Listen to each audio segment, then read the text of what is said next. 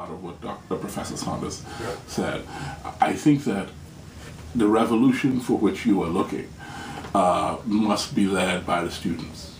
It must not be led by the faculty and staff of the college, because the idea that we want to change things of necessity is something that is born by those who will live with the results of the change, right, so to speak, as opposed to those from whom things are being changed. And I feel like the college has a history of, in some respects, activism. But then it's been a while since COB students marched in the streets. And the reason that it's been a while since COB students marched in the streets is because they haven't had anything to march in the streets about.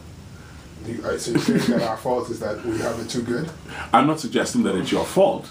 I'm saying but we do have it too good. I don't necessarily agree that we have it too good. Right. But what I'm saying is that that's the culture. The culture is one in which I could buy my iPhone 4S. I wish I could buy my iPhone 5. I could go buy my $2,000 or $200 Air Jordans. I could go drive my Honda with the fresh rims and the $8,000 sound system. Right. So really and truly, what do I have to complain about? If I feel like venting my ire, I can get involved in politics, so I could lambaste the church, or I could talk bad about my friends. But really and truly, in the grand scheme of things, in the things that matter to me on a structural, cellular level, my life is pretty good. I suppose. I understand where you're coming from. I guess the question then, in terms of revolution, you speak about revolution must then come from the students themselves.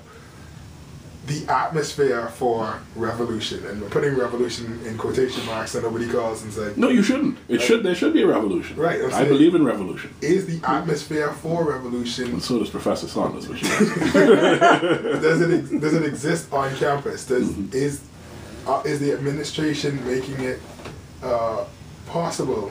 Not so much that students are overturning tables and jumping up and down in the library and doing all these other things, but like, is it possible for students to make a difference without feeling as though they are being strangled at points and being held back?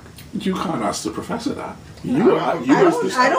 You as the student, you have to say that. I'm saying, is there being a place in the transition I'll to university where the Go ahead. I'm saying, in the transition to university, is there being an allotment to say that our mandate is going to be that we want the students, although to exercise responsibility, we want them to have the ability and to feel the freedom to challenge authority responsibly? But nobody has ever written that you cannot do that. I guarantee you every professor at COB would jump up and have a hallelujah service if their students started to challenge authority responsibly.